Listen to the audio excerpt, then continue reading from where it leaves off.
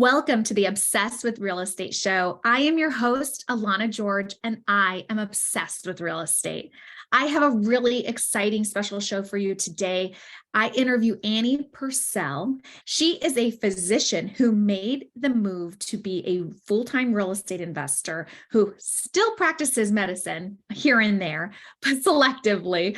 She tells us about what made her make that move, as well as how she scaled from one commercial building that housed her medical practice to now 40 doors. I'm so inspired by her. We have a lot in common. And she also goes into what the short-term rental loophole is, the short-term rental tax loophole that she was able to benefit from.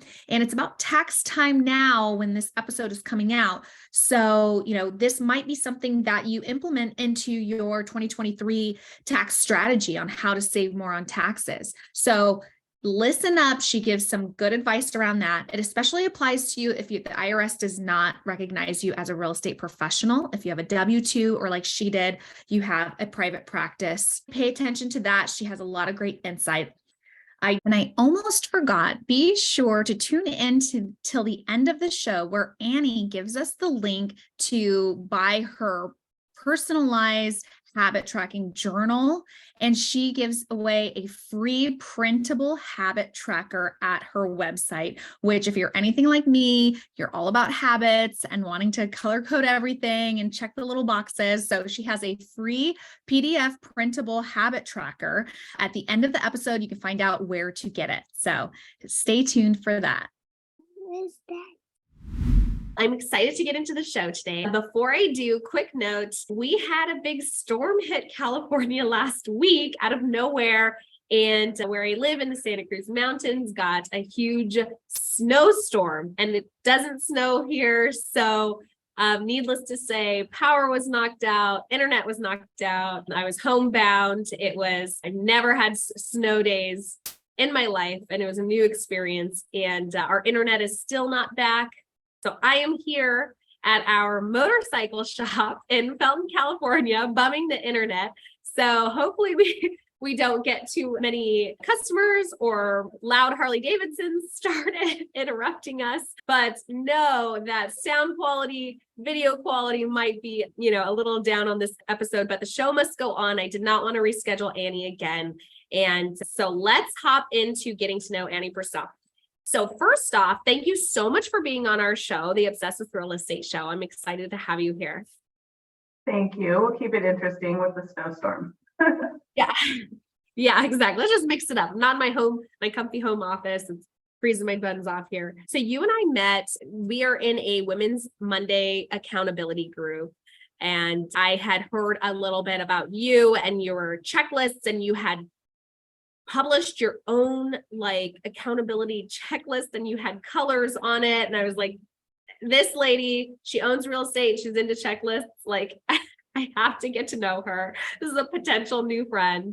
And so I invited you on. Does that sound about right? Yes, that's the connection. Obsessive habit tracking, goal, all that. Yeah, and real estate. Yes. And great. So let's hop in. Can you share with me, because we haven't really gotten to know each other, that was the extent of it, and our listeners, how you got into real estate, what kind of the background was there, what led you to real estate, and why, what you were doing before? Just lay it all out for us. Sure. So I'm a physician. I finished med school and went straight into private practice, opened my own office, and sort of roundabout way that turned me into an entrepreneur without me realizing it. And I did 10 years of solid patient care, working in the traditional healthcare model, and sort of started seeing the writing on the wall where things were going to be headed with that, because I was involved with revenue cycle management on a national level and billing and coding. I thought, wow, I'm pretty much going to have to keep working harder and harder to make the same amount of money for the rest of my life. And that does not sound like a good goal. And so I started educating myself about real estate, taking courses, and didn't take action right away. I probably, researched and learned for a couple of years while I was still doing my job as a physician. But eventually I had a catalyst to take the plunge and start taking action, adding a property, and then things sort of grew from there until the point where I am now that I don't do a lot of patient care anymore because I have the flexibility through what I've built with my real estate portfolio and also some other business ventures. So I do keep my license up. I do see some patients when I want to, but I pretty much have a flexibility in my career now that was just a distant dream about 3 years ago. That's amazing. Sounds like you get to be a bit picky and choosy about who you get to see as patients, right? Yeah, I mean, I don't take new patients anymore, but if you have my cell phone number, you can message me, which I do know a lot of people in my town, so I still see people every week. I'll get you in. I want to help you out, but I'm pretty busy with other stuff. Yeah, that's cool. That's cool to have that freedom, right? Yeah. So many questions. I want to hear where you're at now, but you also mentioned a catalyst. Was there a specific thing that happened or just, you woke up one day and decided, hey, I need more flexibility and freedom in my life? Yeah, my catalyst was actually the pandemic. I had done a few properties in the past, like a single family or, an office building, but it was just like a side thing going on. Mm-hmm. And so in 2019, I went through a huge stress with my practice being shut down, trying to keep the practice running. And part of all of that was the CARES Act that allowed you to pull $100,000 out of your 401k without penalty and not even a loan, just pull it out. And so I saw the struggles in medicine and I thought I could do more with that money than the stock market. And I thought, this is my message. Let's go. And I just pulled the money out, shopped around what to do with it, and sort of got the ball rolling with that money. That's amazing. So it sounded like you were already doing research, and then it was kind of a perfect storm moment where you felt like you absolutely had to take action. Yeah, because I had taken a course and I had all the steps in place, and I got into fear with the pandemic and losing. I mean, I thought I was recession proof as a physician, and I never thought about a pandemic and having this high overhead and not being able to see patients. I mean, we couldn't even see patients for a while just because we couldn't get any masks for weeks and weeks. And so it just was a catalyst. And luckily I wouldn't use my savings account on that when I didn't even have patients coming in and revenue, but I thought, well, they're letting me pull out this 100.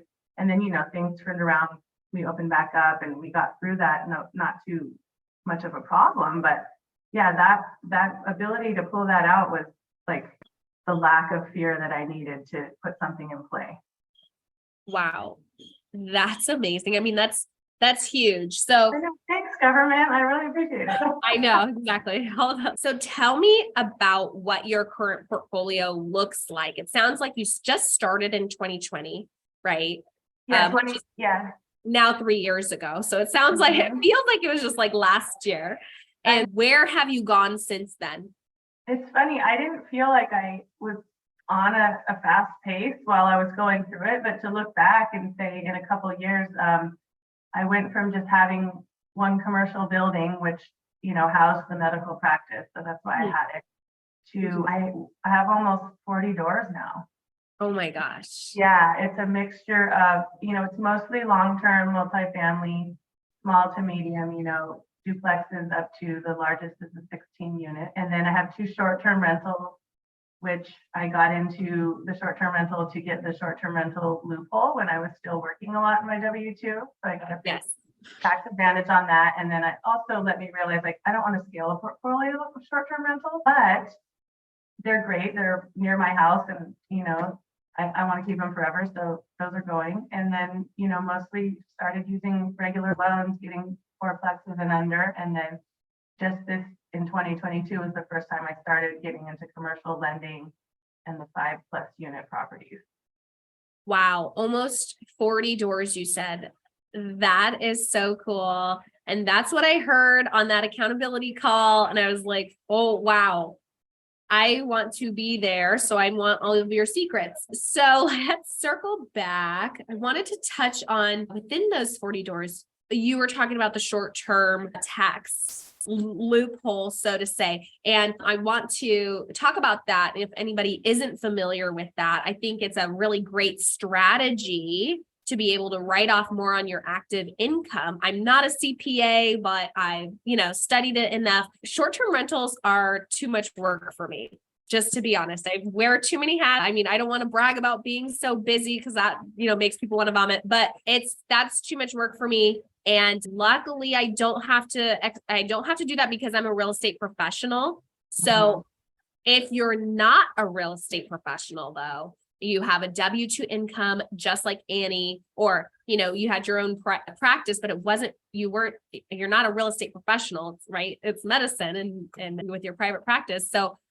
you are able to take advantage of that by having short-term rentals. Do you want to, I know you're not a CPA either, but elaborate on how that had helped you tax-wise?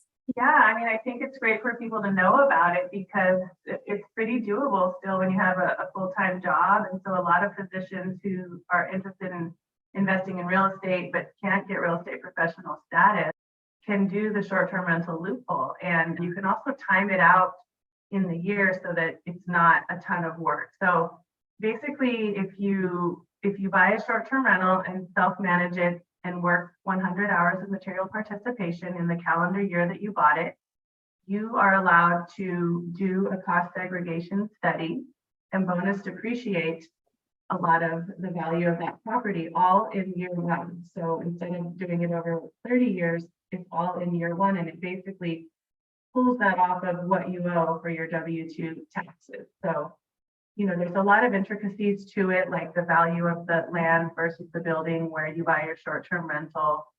You want to make sure it is a cash flowing short-term rental, but you can also have some leeway with calculating that huge tax return. And so, what I did was I just got one that was within an hour of where I live.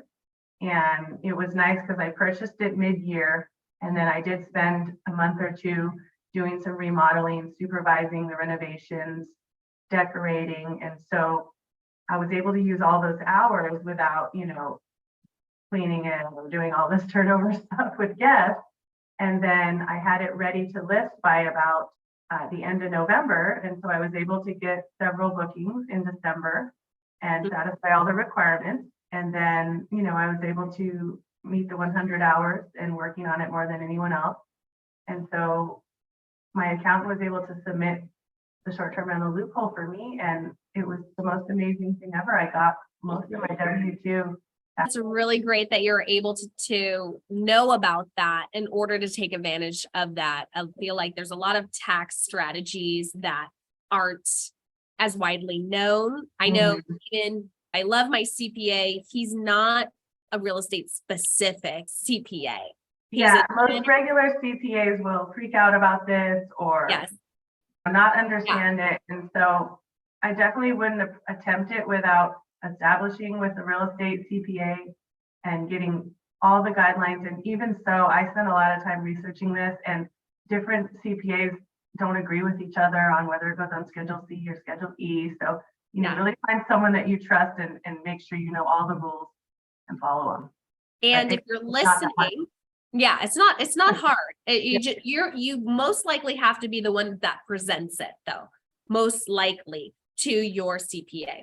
So if you're curious about cost segregation and bonus depreciation, I did post as an episode, a webinar I did with a cost segregation specialist. So if you're listening or watching this and you're like, what the heck is Annie talking about with a cost segregation study, go back and find that episode. It came out in February, and you can find where he breaks it down, what it is and how you can apply that to your taxes. So that specific strategy. And you can also contact him to actually do the cost segregation study, because it's not really something that we do ourselves. We outsource it. So cool. So thanks for touching on that. I'm glad I knocked that back to you because you had more information on that than I did even. So tell me about your first deal that got you into real estate investing. Yeah. And my first deal is a good learning experience because, you just keep widening your window of what's possible. But for my first deal, I really felt like it has to be in driving distance of me. And so I kind of live in the middle of nowhere up here in Northern California. I'm about an hour from the Oregon border. So there wasn't a big market, but there was a big market close enough, and I didn't really want to invest in California. So I chose Reno, Nevada for my market. And it's about a 2.5, 3-hour drive from my home. And so it's not a very cheap market. So I pretty much realized I was going to be able to get about a duplex with that money, and that's it. And it was actually back when it was a dogfight to even get any sort of multifamily property. And so, I just kept doing my spreadsheets, doing my cash on cash calculator, trying to find any multifamily that would cash flow. And eventually I found a duplex that came on, and, I was able to put a strong offer because I knew of the possible tax benefits, and also I knew that Reno has nowhere else to build. So the probability of appreciation is really high there. So it made me have a little more courage. So I got the duplex. I did a little bit of remodeling on it after we closed. I turned one side into a 3-bedroom from a 2-bedroom sun porch. And so, I was able to get it rented out pretty quickly, and been rented out well ever since. I'd use a property manager. Definitely wasn't ready to consider overseeing anyone, and it's worked out great. The value's gone up significantly. In fact, I was just going to cash out refinance it after only 2 years because it was just skyrocketing, and I didn't do it. And so now I'm going to be not doing that for a while longer because of interest rates. Yeah, I know. I have a ton of value in there. I mean, I put down the 100,000 that I pulled out of my 401k, and I have more than triple that of equity in the property in under 2 years. Oh my gosh, that's beautiful. Mhm. Yeah, the Reno market definitely exploded. Yeah. Selling real estate here in San Jose, Silicon Valley. I've counseled clients that want to move there, sell here, move there because it's cheaper, and then are actually really surprised and saddened when they find that it's not that much cheaper. No, it's not that much cheaper, but you won't have to pay income tax if you keep your Bay Area job, which is half the people that have been moving there. Yeah, exactly. So there are tax benefits for Nevada, and that's just over our neighboring border. And if you're not familiar with California, also, Annie and I are not close to each other, even though we both live in Northern California. Not a 5-hour drive. Yes, we both identify as Northern Californians, but we would not cross paths. It would be a trek to see each other. Yeah, probably about 5 hours. Yeah, just want to touch base on a little geography lesson there. So you kind of touched on what you learned, building equity. Is there anything else that you'd say was a takeaway from that first deal, that first duplex? Yeah, the main thing I learned, and I keep learning it again every time I add a new property, is, you can calculate as much as you can and you can leave a cushion, but there's always going to be expenses that come up, particularly in year one, that were not on your spreadsheet. And so, long story short, I pretty much go into year one and don't expect to come out ahead much at all. Sometimes I do, but year one is just really stabilizing, fixing deferred maintenance, or, getting your property management dialed in. And so I don't ever plan to take a lot of income from the property on year one. And then it just really helps to have that attitude, because then year two, it feels like year three, it feels like a waterfall, but Yeah. it's just, you never can find everything, what the expenses are going to be. You can try as hard as you want. And then I also have had a lot of rent increases that I didn't expect to be able to do so quickly, but I just kind of go into year one. That's what I built that attitude from, and it's serving me well. Just like I'm investing more and I'm stabilizing, and eventually it's really going to pay off in dividends. Yeah, I really like that year one expectation, just assume you're not going to make money in your year one. I know with my first rental year one, I ended up replacing the whole roof, and I did not see that coming. It did not. I ran my numbers, and I anticipated that it would be cash flowing, and there was just so much that came up. So exactly what you're saying. And so I kind of tailored that moving into the next one as well. So Tell me about what your current challenges are now that you're almost at 40 doors, you're living a more free life with what you get to do every day because of what real estate investing has given you. What are some of the challenges you're coming across now? The main thing is it's kind of a turning point with the interest rate change. So I can still scale on my model, but I kind of want to hold off on my model is going to be to cash out refinance, on most properties every few years in order to use that money to buy additional cash flowing properties. And so Right. a couple of my properties, if I run out of money, I can still do that and just pay a higher interest rate. But because it may go down, I kind of just want to hold the equity in those properties. And so, just looking at other ways I might want to do financing, like I have a lot of friends who don't know how to invest in real estate, but want to be in that asset class. So I may partner, do some joint ventures, just kind of being more open. But another point is that you can only get up to 10 loans, Fannie and Freddie. And so I'm already at 7. And so my next step is like strategically picking my last 3 of these loans and Got to be good. maxing them out with 4plexes, right? Get as much as you can out of it. So I'm looking for 4plexes to get my last 3. And then, I used one of them on like this duplex in Memphis that was so inexpensive that I'll probably want to just pay that off to get to use another loan eventually. But I never thought I'd get to 10 already or this soon. So those are just things that happen and kind of change, what you're doing. Yeah. So you brought up something really interesting there about only being able to have 10 residential loans under Fannie and Freddie. And it sounds like, because I'm not near 10 yet, so I don't have to worry about this problem. It sounds like you can only have 10 at a time, but it's not like you can only have 10 max. It's just 10 at a time. So if you did pay that one off, then you'd have room for another, which is pretty cool. Yeah. And another thing is I wasn't being strategic about it because I didn't think about getting to 10 at the time, but maybe that's what people think about is, I used one on like this totally cheap duplex.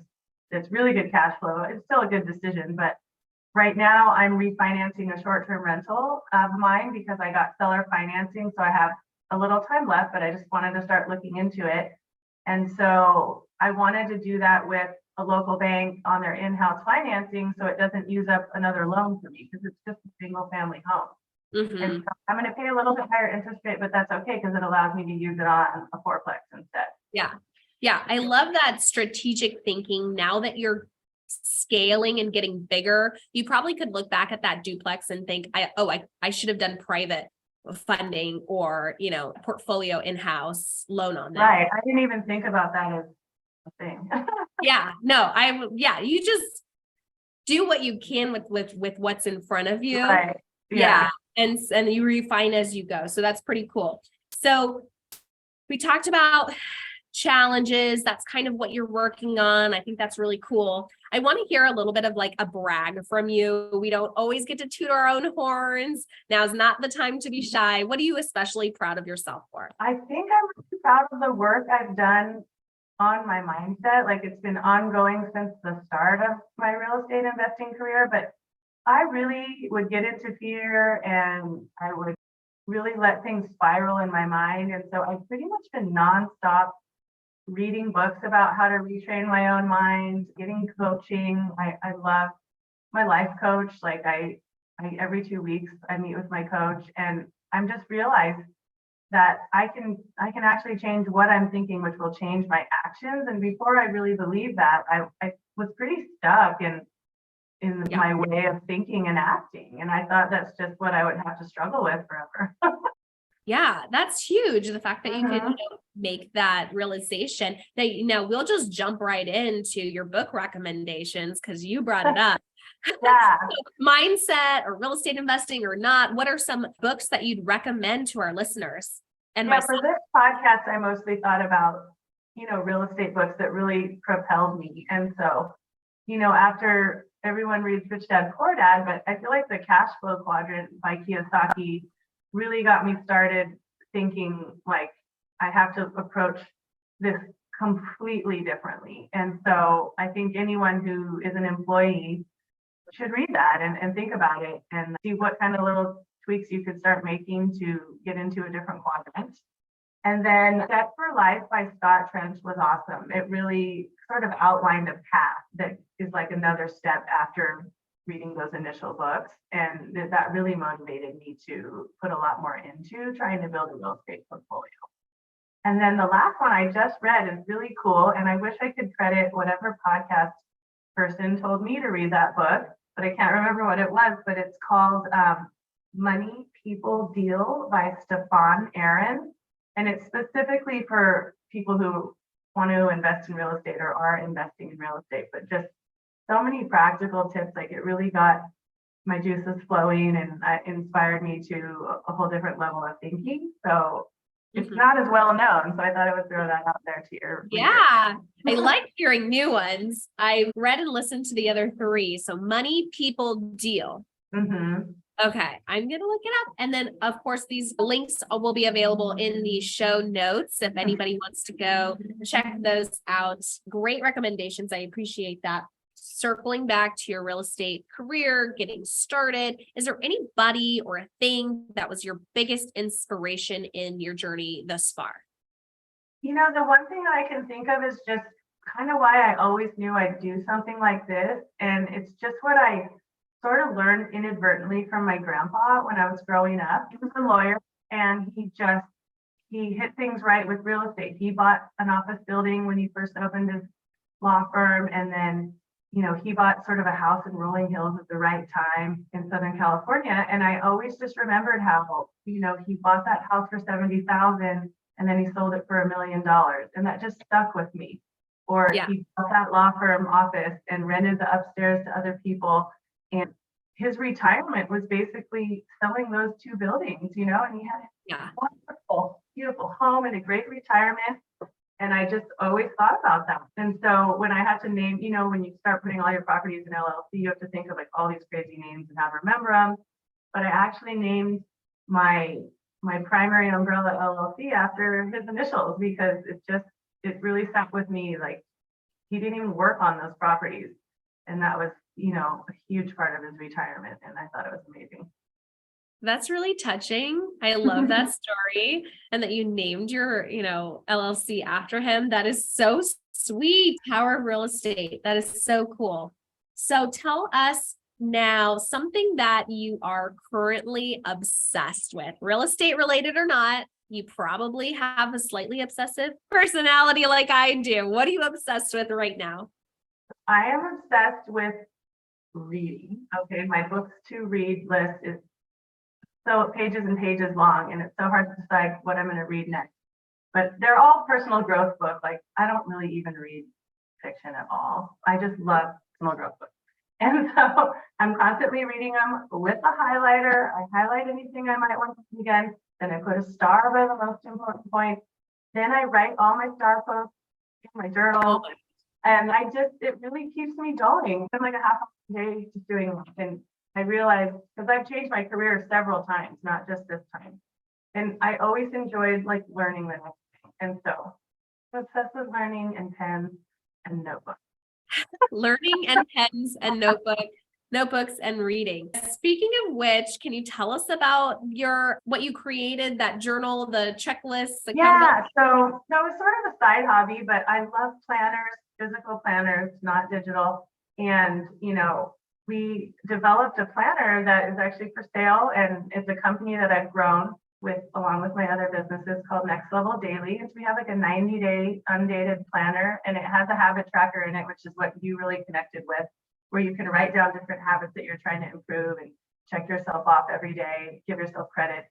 And so we also have blank journals that you can write in. So that was just something that I really loved. And I never found one planner that had everything I want in a planner. And so why you make one, and other people like it and they buy it too. And it's a nice little side project that's been going on for several years. It's great for journaling all your book notes and all that stuff. So I love that. I think that is super cool. I used to design, print, and bind my own to-do list. Oh my gosh. Yeah. I find one that had everything that I wanted, that I was really focusing on, you know, and I like note sections. I always like them bound, not the tear offs, because I put bound. I would fill volumes of bound lined journals. They And have that's okay. Well, I'm going to send you a planner. I'm gonna get your name lasered on the front. I'm gonna send You do not have to do that. That is so sweet. all your type of stuff. Well, send me a link. I think you put Yeah. it in a group chat previously, but send me a link to that so we can include that in our show notes for anybody listening that wants to check that out. That sounds like that's up their alley too. People can check it out. And then the cool thing about our website is the habit tracker, the PDF printable. If that document is a freebie on the website, so anyone can just go, Cool. even if you're not buying a planner, and then you can each month you can print it out and fill it out. And then what's the name of the website? Again? Nextleveldaily.com or .co. So. Okay, Next Level Daily. Perfect. I also have a motorcycle Yeah. going in the background. Yeah. I don't know if you guys can hear that, but there's a motorcycle started in the background. So I didn't. okay, good. I can't exactly tell them like, hey, can you guys keep it down? Turn off the motorcycle. Yeah, no motorcycles should be started in this hour. I know you're in business and trying to do things here, but I'm more important. I'm just kidding. I can't say that. Okay, so now we know what a lot of things that you're obsessed with. I'd love to hear a fun fact about you, Annie, that maybe people don't know. Most people who know me as an adult do not know that I was a career gymnast and then cheerleader, including even being a college cheerleader. People up, but yeah, I went to Santa Clara and I was fortunately there when Steve Nash was there. So the basketball team was awesome. We got to go to the tournament in a couple of years, and I can still do gymnastics. Like sometimes I'll go to the open gym and I can still do backflips and everything now on the trampoline because I'm old and I'll probably fracture, something if I do it on the floor anymore, but it's like nice to know the body's still working. So that's kind of a goal I have, is to still be like a gymnast when I'm 50 in 5 more years. So I'm trying to keep in good enough shape to say, look, I can still do flips. Well, you look great. And I love this because I've shared on this show that I'm a cheerleader for life. And so I love enthusiasm for sure. Yeah. I say I will never stop clapping for some reason. You'll always find me smiling is my favorite, and I clap and I am so animated all the time. And I apologize if that annoys anybody, but it's just so ingrained. So recognizing that in you is probably why I sunk my claws in you. I was like, you have to be on my show. We're gonna be friends. That is really interesting. And then to go into obviously medicine and then real estate investing, that's really cool. Good for you. Thanks for sharing that. Of course. So next topic, you've already kind of touched on my next question, is what's next for you? Yeah, I really feel like I am at kind of a crossroads because I really did the stepwise manner with my comfort level, like a duplex, oh my gosh, a 4-unit. And then, finally just got into a little bit of commercial. And so there is always a crossroads, every investor, you're going to run out of money. So you can pull it out, but I kind of am thinking, do I want to do joint ventures? Do I want to do syndications? And so I'm really networking with a lot of people and working on that decision and trying to be intentional with it. But in the meantime, I still need to get, a couple more fourplexes with my good loans. Yeah. You've got those, 3 or 4 something to work on. Yeah. Yeah. You have a lot on your plate. Mm-hmm. I'm sure it's all of those goals are in your planner already. Perfect. So if people wanted to connect with you, maybe talk about joint ventures or, talk more about your transition out of medicine into real estate investing, which is really cool. Where could people connect with you? The main social media is Instagram, Dr. Annie Purcell. And I'm also on LinkedIn. Perfect. Thank you. Yeah, I was I know, pop it. Okay, let's take this again. Yeah. Last question. Where can people connect with you if they want to learn more about you or they have questions about, transitioning out of medicine and into real estate investing or joint ventures, potentials? Where can people contact you? Yeah, my main social media activity is Dr. Annie Purcell on Instagram. And I really haven't shared a lot about real estate on Instagram, but eventually I'll probably do that. And then Facebook, Annie Purcell, DO. And then I just am starting to be more active with LinkedIn now. I'm more into real estate. So it's just my name, Annie Purcell, DO. And those are my main social places that I'm hanging out. And I would love anything I do inspire someone to, get something going on the side while you're still doing what you're doing and see if that takes you somewhere exciting. I love that. It's very inspirational to me for you to come from medicine and helping people and then transition into real estate investing and finding the balance and the freedom between the two, right? It sounds like you're not completely shutting that down. There's still a part of you that's very passionate about helping people that came through, right? But still seeing the writing on the wall in 2020 and making a decision for yourself. So that is really cool. And I'm so happy that I got to get to know you and interview you and ask you all of these questions much deeper than if we just had like a one-on-one Zoom chat. Yes. Yeah. I mean, I love your podcast topic. This would have been exactly what I needed to listen to a couple of years ago. So I think you're doing awesome. Thank you so much, Annie. And I will see you on our accountability call. See you next Monday. See ya. Bye. Bye. Well, that was our interview. If you enjoyed this episode, please share it, like, subscribe, support the show for more content like this. And if you are so inclined, I'd love a 5-star review. It'll help me in the algorithm and reach more people. That would be wonderful. If you'd like to connect with the show, feel free to go to the website obsessedwithrealestateshow.com, where you can find all of the resources, all the book recommendations, links to those, as well as submit to be a guest on the show. You can find me on Instagram, follow and reach out at AlanaGeorge_real estate. I'd love if you reached out and said hello. As well as if you are interested in syndications, my website, clearconnectioncapital.com, has a lot of information on what syndications are, why they're beneficial as real estate investments. So check that out. I will see you on the next episode.